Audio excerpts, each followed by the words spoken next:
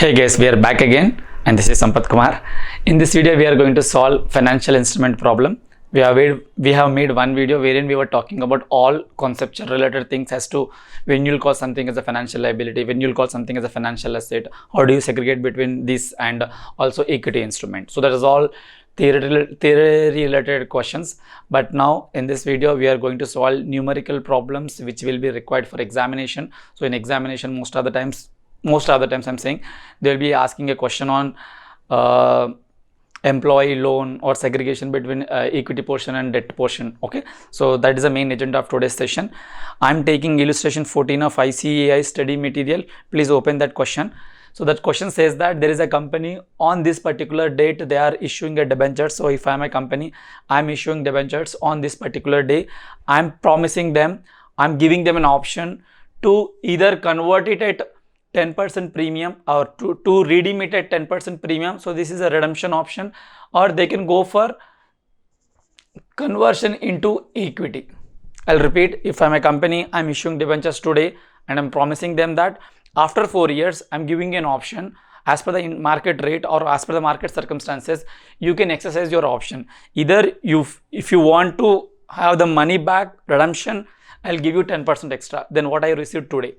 Or if you want to convert into my own equity shares, yes, I'm giving you that option. So because I'm keeping the shareholders or debenture holders at a more beneficial way, I'm giving them only 6% interest. But as per the present market value, 10% interest is reasonable. That is my benchmark interest rate. Okay.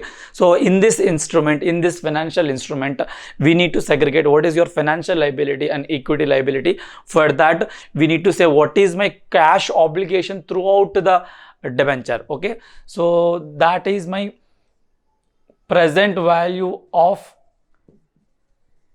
cash flows. What are all my cash flows that I'm promising to my debenture holders? One is a principal portion.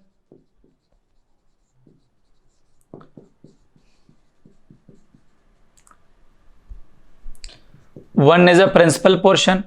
How much I'm promising them to get it redeemed? 33 lakh.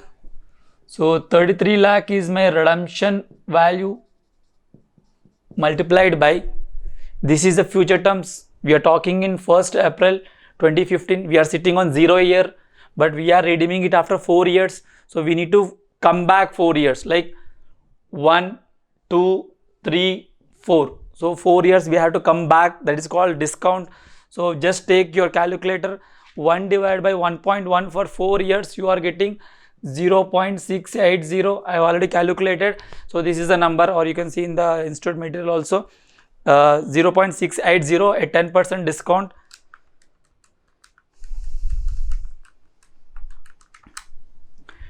$22 lakh 44,000. What is this value? Present value of my future cash flow of principal portion. But along with the principal portion, I also have interest obligation. How much interest I'm promising them to how much interest I'm promising them? I'm promising them 6% interest. So 6% on what value? Is it 30 lakh or is it 33 lakh? That question you should not ask at a final level, because interest or dividend we always pay it on a face value. So 30 lakh. Okay, so how many years we continue to pay like that? We continue to pay like that for 1, 2, 3, 4 years, and we do that cumulative annuity factor as we have all done in the IPCC level. 1, 2, 3, 4. Sum it up. You are getting 2.1 divided by 1.1. 1, 2, 3, 4. 3.16 or 17, round it up to. So the amount that we are getting is 30 lakh. We are giving them a 6% interest, and we continue to give it for 4 years, and cumulative annuity factor 3.22 lakh 82,400.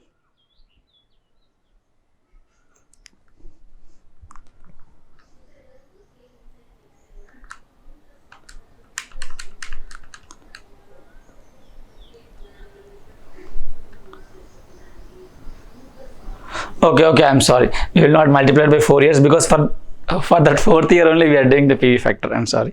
So 3.17. Yeah. So 5,70,600. Don't get confused here.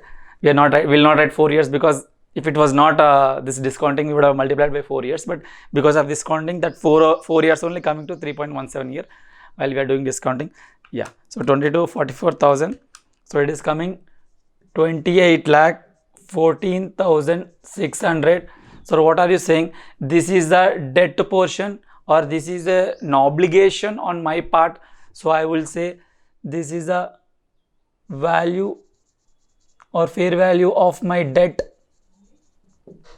But I am issuing 30 lakh, like I am receiving 30 lakhs when I am issuing this debt.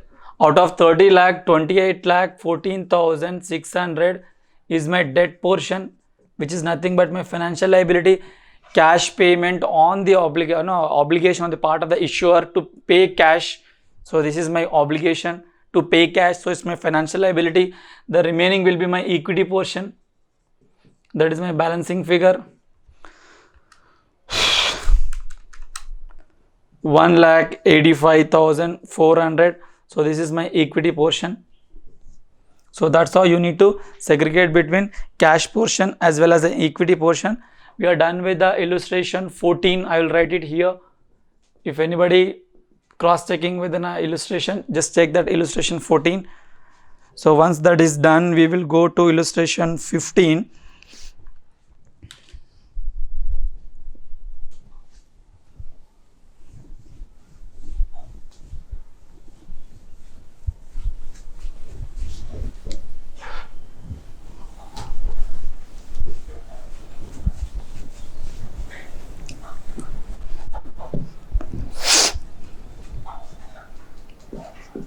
Illustration 50 says that entity B places its privately held ordinary shares that are classified as equity with the stock exchange and simultaneously raises new capital by issue of new ordinary shares on the stock market. Okay, so I am XYZ Limited. I have existing shares.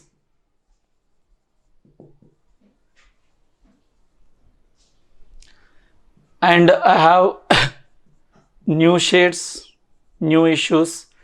Both of these shares I want to get them listed in a recognized stock exchange or stock exchange rather. In a stock exchange I want to get them listed. In the process of getting my shares listed in this stock exchange, I might have to incur certain cost, be it brokerage, be it credit rating, the amount that we pay for credit rating or for lawyer fees or CS fees or accountant fees. So I am incurring certain transaction cost. Take an example of 10,000. How should I recognize this 10,000 rupees? Should it be going into my equity portion? Should it be going into my P&L? Rather, I would say, should you capitalize this account and keep it as a part of your equity, or should you recognize this as an expenditure, write it off in your P&L account? So the answer for that is whatever you are incurring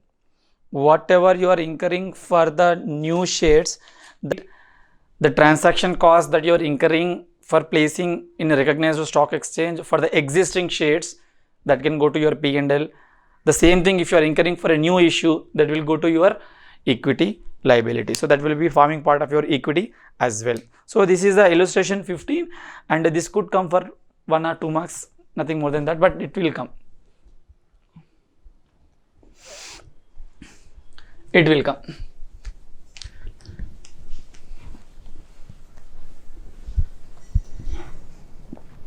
In the same way, we will solve illustration 16. And illustration 16 says that, just have the study material in front of you, just read along with me. An entity issues non-redeemable callable subordinate bonds with a fixed rate of 6% coupon rate. So what do you mean by non-redeemable? I know you will not be answering it. Just answer for yourself. Non-redeemable. When I am issuing, I am not telling when I will redeem. It's just like I need some money. I am asking you, can you please give me 10 lakh rupees? I'm just taking the money, but I'm not telling you when I'll refund or repay you. I'm just taking the money and keeping it for myself. I'm using it for my business. So I'm not telling you when I will be going to give back your own money. So that is non-redeemable. I'm not telling the specified date. So there is no compulsory obligation on the issuer. See, in order to call something as a financial liability, there has to be at least one element where there is an obligation on the part of the issuer to say that, okay, I will give you interest or I will give you your principal amount. So the first thing is the principal. For the principal amount, there is no obligation. This test is failed.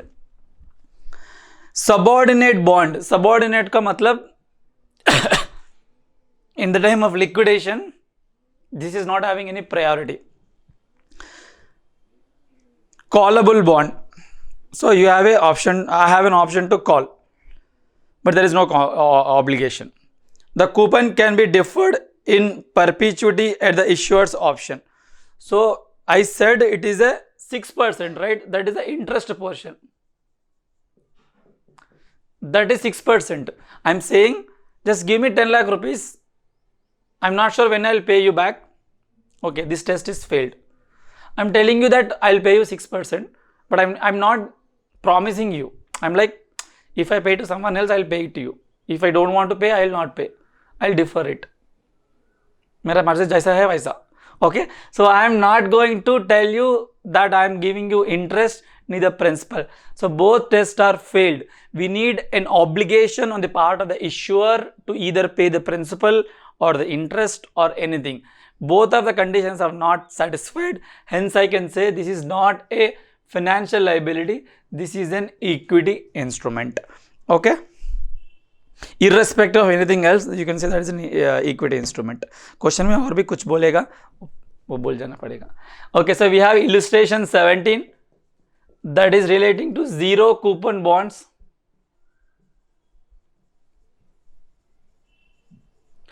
What do you mean by zero coupon bonds? Deep discount bonds. I'm telling you that I will please give me 70,000 rupees now. I'm issuing my bonds at 70,000 rupees. Today is 2021. I'm telling you that in 2031, I'll pay you 1 lakh.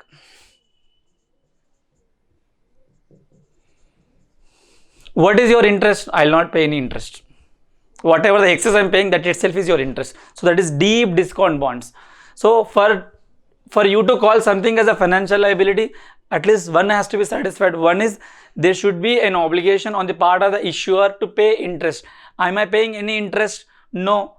The interest test is failed. Is there any obligation on my part to pay you the principal portion? Yes.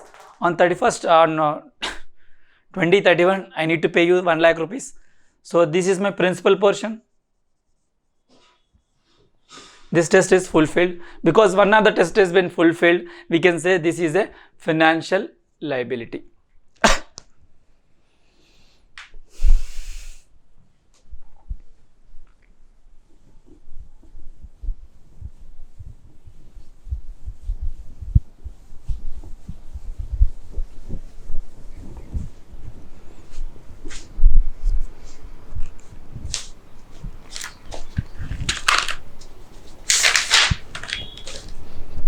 So we are going to illustration. We are going to illustration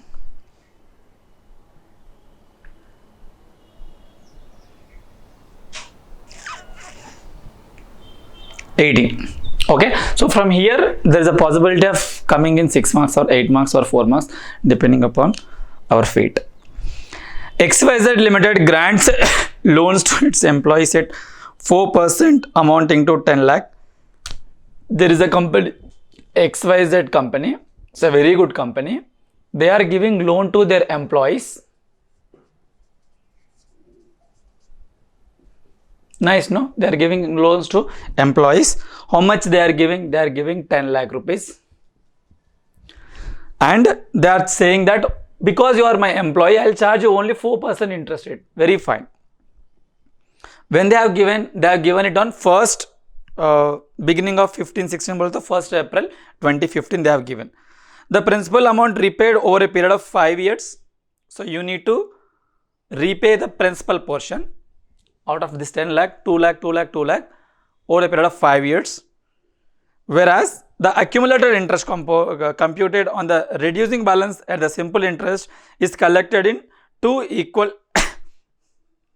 annual installments after collection of the principal. So I will draw a repayment schedule here. Before deciding which one is a component, which one is a financial liability, it's not a liability, it's a financial asset, because we have a we have a right to collect the cash. So we need to understand how their reschedule repayment schedule is working. So they are starting in 15-16. So I'm writing at the end of the year 15-16, 16-17, 17-18, 18-19, 19-20, 1, 2, 3, 4, 5. So for the next 5 years, they continue to pay us the principal portion. 2 lakh, 2 lakh, 2 lakh, 2 lakh, 2 lakh. Fine. But then what about the interest? Interest they'll pay in 2021 1, 21-22 2. 2 installments they'll pay separately for interest element. How do we calculate the interest? Interest is on the reducing balance method. Okay. So which means whatever the interest that a company, the employee has to pay, that will be accumulated, but they'll not pay then itself, they'll pay bit later. So for that I'll prepare a working note here just for the interest component.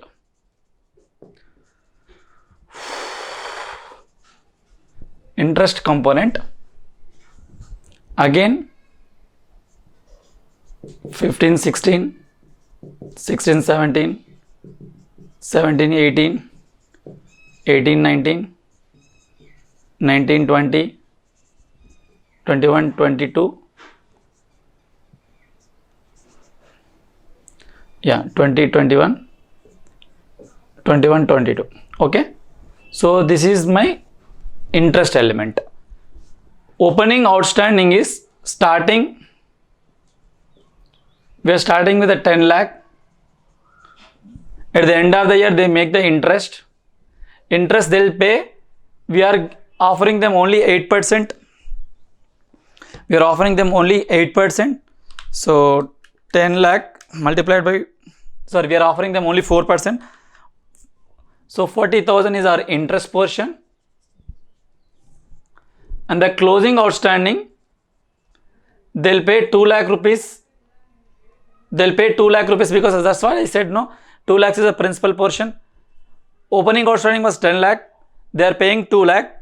So the closing outstanding will be 8 lakh. So that will be opening outstanding for the next year. And they'll pay 4%. So 32,000 they'll pay for the second year.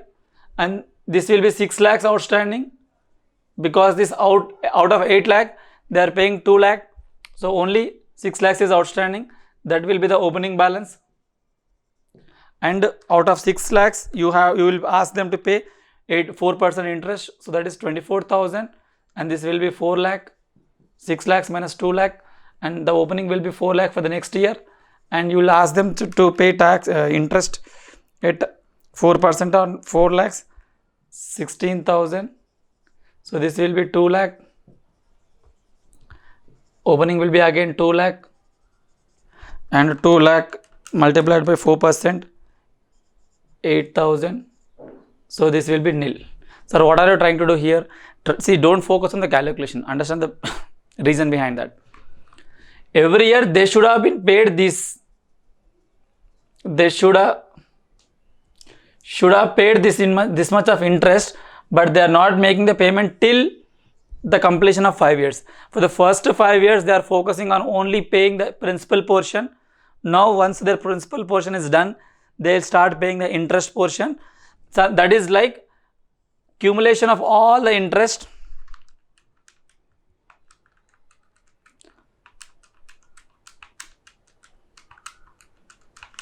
So 1,20,000 is my interest. So I'll ask them to pay in 2 installments, 60,000 here, 60,000 here. So they are done with their all liability. Now you understood? So I will write 60,000 here. Just to calculate the 60,000, I wrote that table. Otherwise, that is not required. If you are capable of doing it without solving, without drawing this table also, it's fine. Okay. But just to give clarity to all the students, I wrote this table, but this table was not necessary. So this is my repayment schedule. So now what I have to understand is, the interest rate prevailing in the market is 8% benchmark.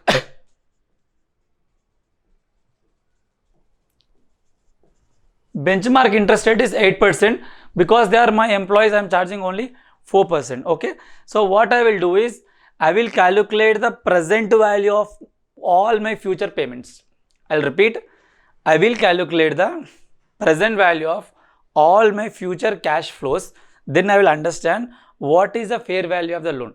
In the earlier question, when we are issuing the debentures, we were calculating present value of all the payments which are going out of the company, right? So now also I will calculate in a reverse way present value of all the cash that will come to the company. Okay. So they will pay 2 lakh for the next 5 years. That is the inflow for the company, and they'll also pay this much. Okay. So all these payments I will discount at the present benchmark rate. Okay. So PV factor at the rate of 8%. I'm not going to calculate. I already have it, or I'll adapt it from here because we can save some time.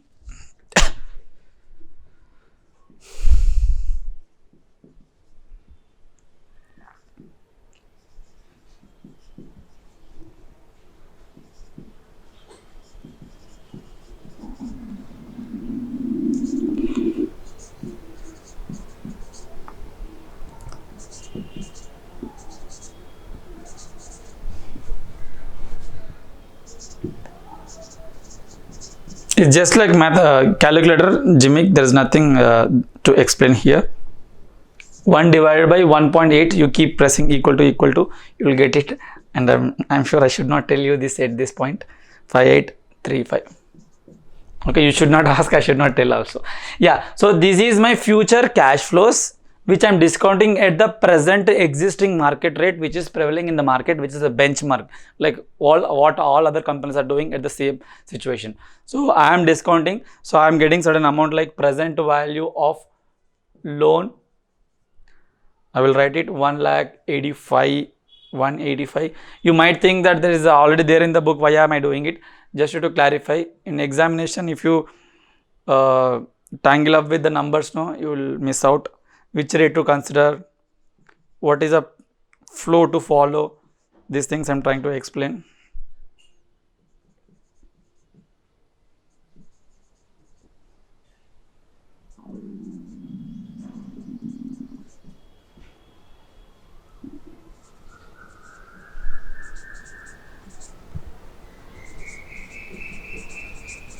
So this is the present value of all my future cash flows. This is like FM question at IPCC or final inter level.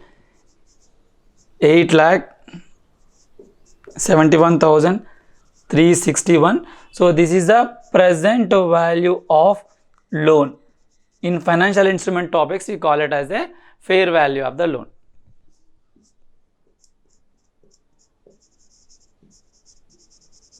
Okay, so that is a fair value of loan. Then what have we done so far, sir? So we have calculated what is the fair value of the loan. That's it. We have not done anything else. Now we need to write the entry on the initial recognition. Like while you are issuing the loan, what entry you will write it. That is the first thing. This I'm erasing, which I feel is not required anymore. So what I'm going to do now is I will write the journal entries. So the journal entry is, think like I'm a company, I'm issuing the loan, so the cash is going out, right? So the easiest way to write an entry is to first write the cash or bank which is going out. How much amount we are paying to the employees? 10 lakh. So I can credit 10 lakh here. And coming to the debit, whatever that has to come in the future is my financial asset. That's what we are learning, right, in financial instrument. Whatever is a right on your part to receive the cash is your financial asset. So your financial asset of this is the fair value of the loan. So that is your financial asset or fair value of loan.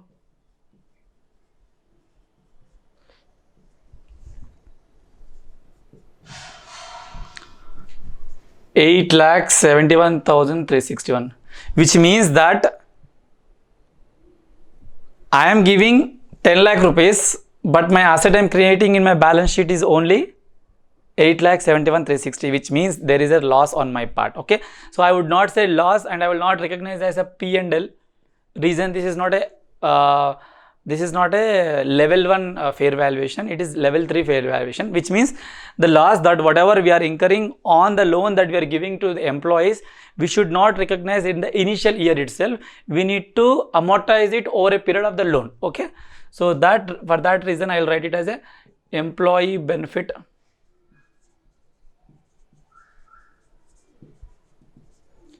which is your balancing figure.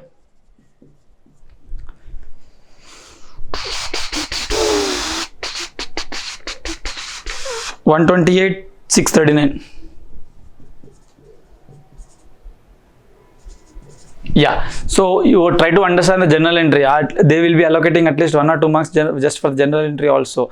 Don't transfer it to P&L. Transfer that into only a separate account called employee benefit account. Over a period of time, as in how the year passes, you need to transfer from that to your P&L. Okay, so not all at once. Your P&L should not get hit just because of 1 year. The expenditure that you are incurring over a period of next 7 years. So it should be amortized over a period of 7 years.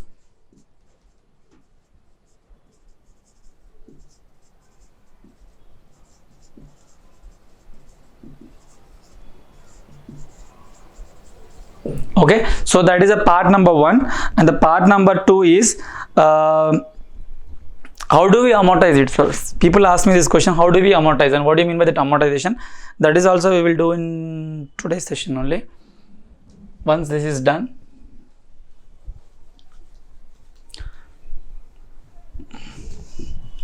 Now we are calculating amortization schedule.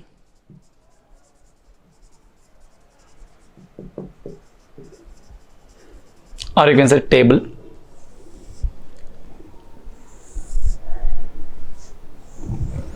You can write the same number one more time, but I am a bit more lazy, so I am not writing the number like 15, 16, 16, 17 and all, but it's just a continuation of this. When you are writing a separate table, so I will come out of my laziness also. 16, 17, 17, 18, 18, 19, 19, 20, 20 to 21, 21 to 22. So this is our total number of years over which the loan has been spread across. So now what we are doing is we are amortizing. So when I am saying amortizing, I should first start with the opening outstanding. Opening outstanding, it doesn't mean what the employee has to pay to me. Opening outstanding here means what is the fair value of the loan I have recognized it as a financial asset in my books of accounts, which is this one, 871,361. So opening outstanding is 871,361 is my opening outstanding of the loan. So at the end of the year, I need to recognize the interest portion, which is at 8%. Though the employees are paying 4%, that is a separate transaction. But here for amortization, we are calculating the interest portion only on the rate which is prevailing in the market. In the market, it is prevailing at 8%. So you calculate that it at 8%. 87 for 2 years I will do, then I will copy from here. 871,361 multiplied by 8%, 69,709, 69, 709. Are you trying to understand? When I'm preparing the amortization schedule, I'm not looking at how much money has gone out of my company. Rather, I'm looking at what is the value of the financial asset I have created.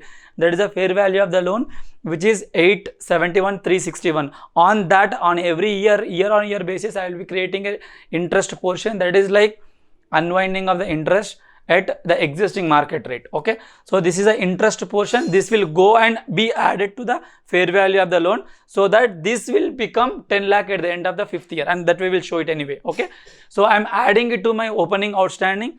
Then repayment, those guys are paying us 2 lakh rupees, so this is 2 lakh rupees is repayment amount.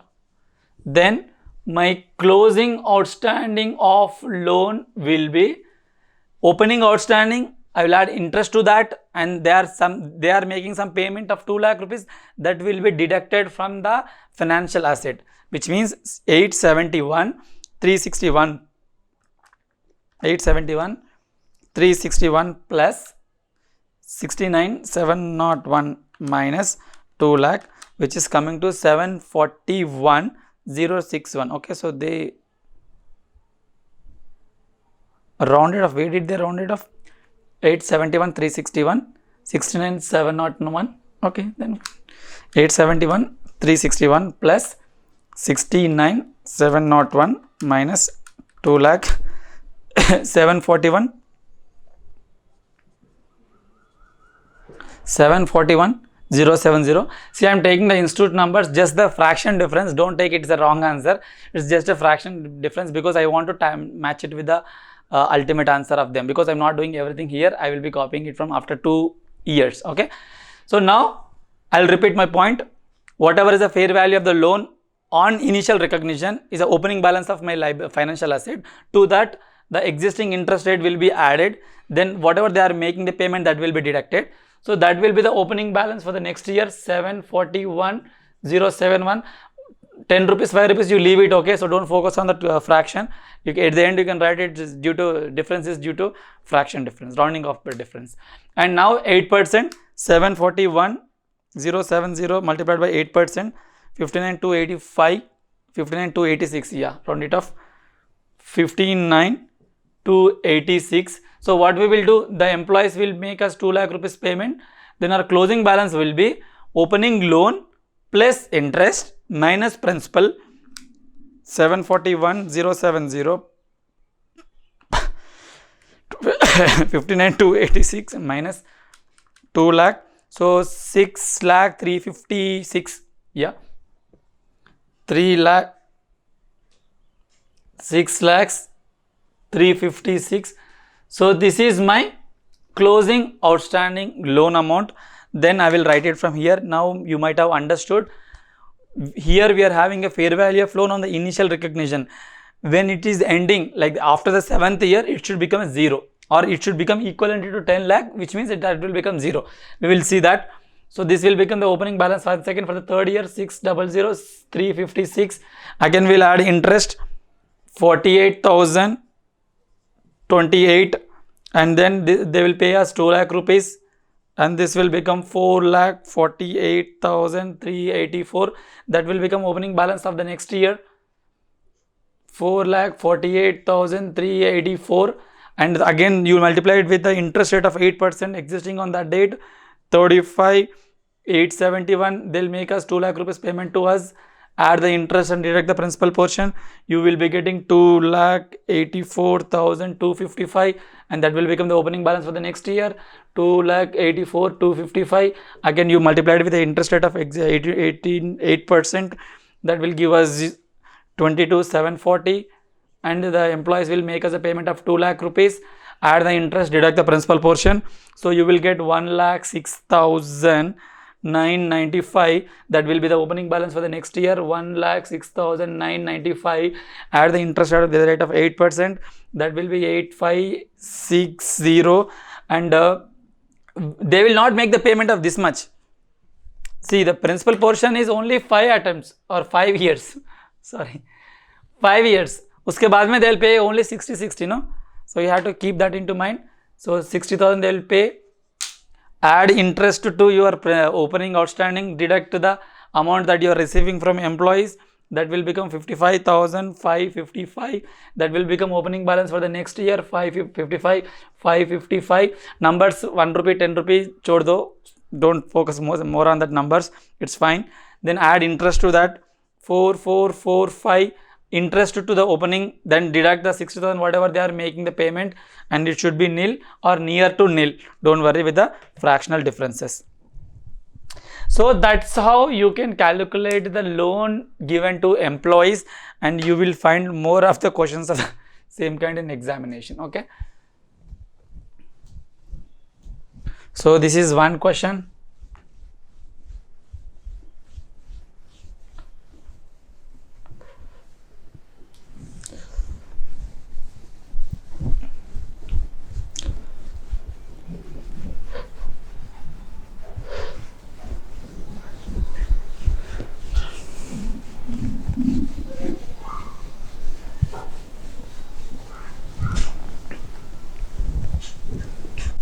Okay, so now we have another question, which is like kind of a very important, I would say, illustration 19.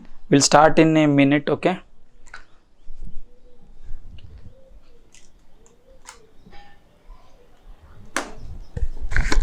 We have to complete this very quickly.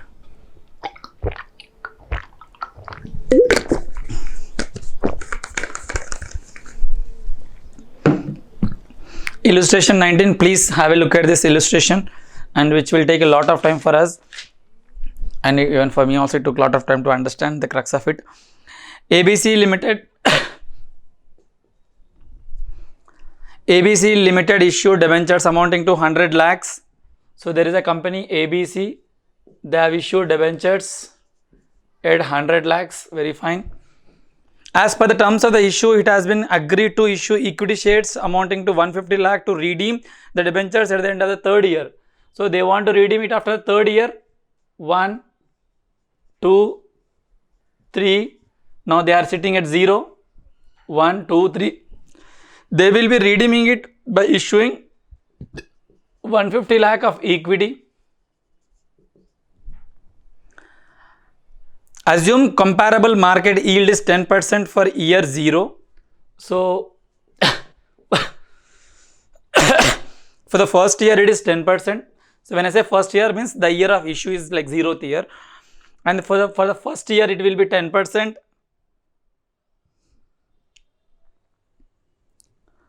And for second year it will be 10.5%. Okay. So these are the 3 years. Now the question is, show the accounting entries. So while calculating the accounting entries, I kept telling in my previous video also, first we need to understand what is the initial recognition. Okay. So initial recognition is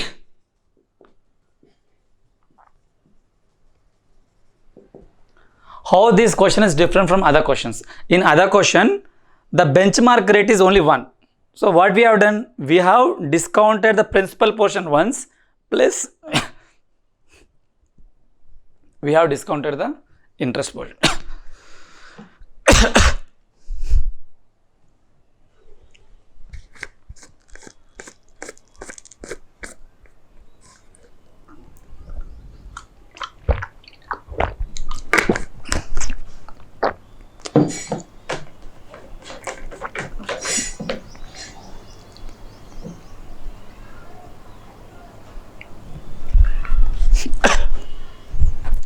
We have discounted the principal portion once, we have discounted the interest portion once. Here there is no interest portion only. You might say, sir, these are the interest portions. These are not what we are offering to the debenture holders. This is the existing market rate. That's it. Okay. So we are only offering the debenture holders as an option to convert them into equity. Okay. So what we will do is, we will do the reverse calculation. What is the compulsory conversion value? So that is the principal portion.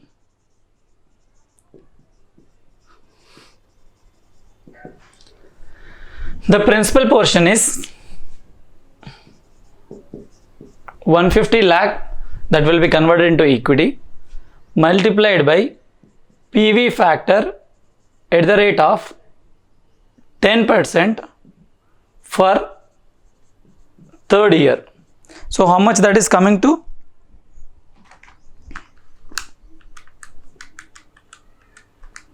$0.7513.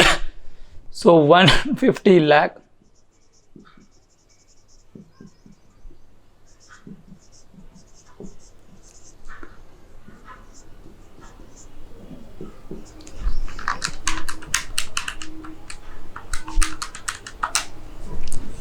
So 112 lakh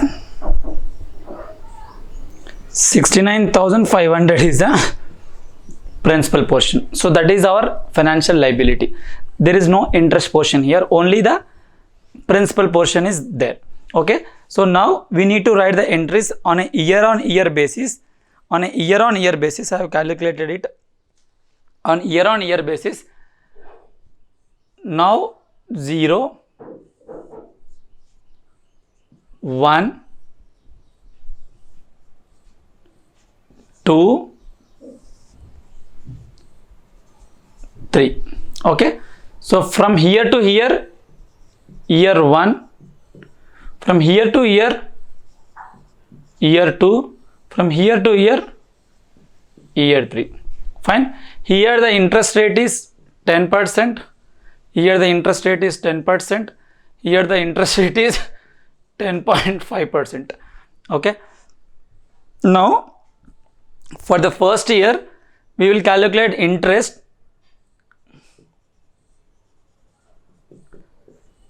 10% on fair value of the amount that we are promising them. Okay, the fair value of the amount is 112,69,500, but it is not 100 lakh. Okay, though we are issuing debentures for 100 lakh, the fair value of the principal portion is 112,69,500. 112,69,500. So the interest will come to 11,26,950.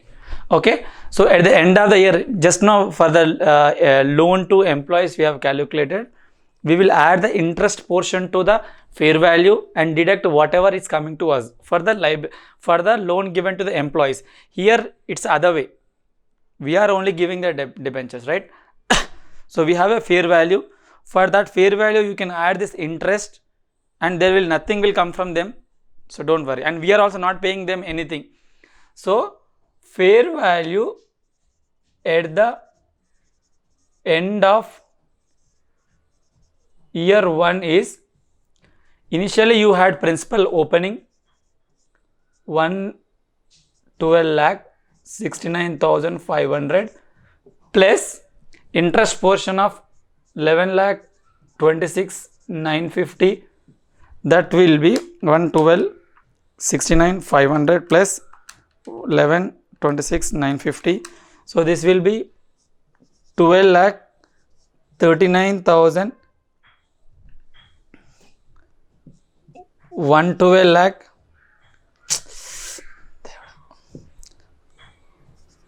123 lakh 96,450. So that is, what is the value? What is this value? This value is the fair value of the financial liability at the end of year 1. Okay, so now for calculating year 2, we will take the approach of balancing figure. How do we approach? Our ultimate liability was 150 lakh. So here our liability, ultimate liability,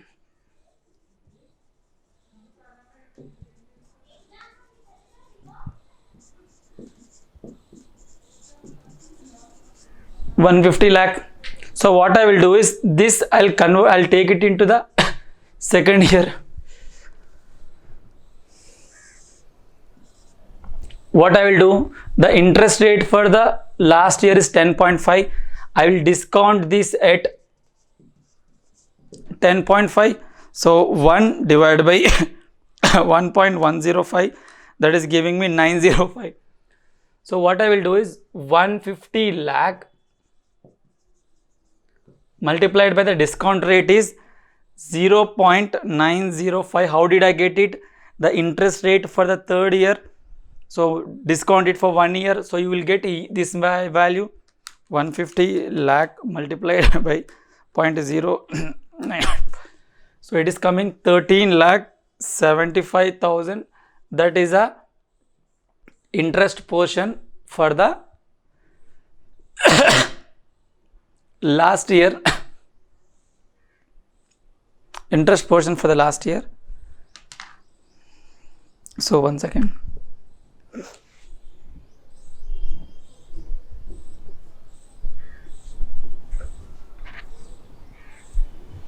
Okay, 1 second. Calculation went wrong.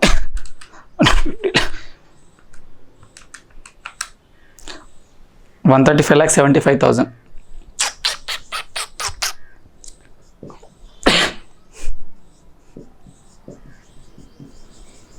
So that is the not interest portion, that is the principal portion at the beginning of the second year, and we have the end of the second year. This is the beginning of the second year. So this is the beginning value, this is the end value.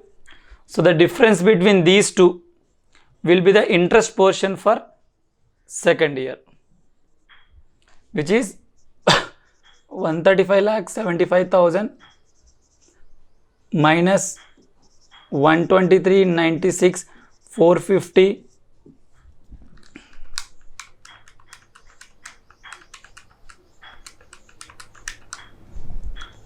11,78,550. Sir, what have you done? Can you explain in a nutshell? The nutshell is that for the first year interest portion, 10% multiplied by your fair value of the loan, principal, financial liability. So that is your interest portion. That interest portion you will add it to your existing fair value. So you will get the value at the end of year 1, which means that is the value at the beginning of the year 2. Okay, so this is one part. Second part is, you know that your ultimate financial liability is 150. That just discounted, bring it back to the beginning of the second year by discounting at the rate which is existing for the prevailing in the third year, 10.5. So you bring back this 1.5 crore to the beginning of the end of the second year. So it is becoming 1,35,75,000. So the difference between these two will be your interest portion for the second year. So that's how you can calculate the interest portion. I hope you found the video helpful. If you find this video helpful, please let me know in the comment section. I'll be happy to know that. Thanks for watching. Have a nice day.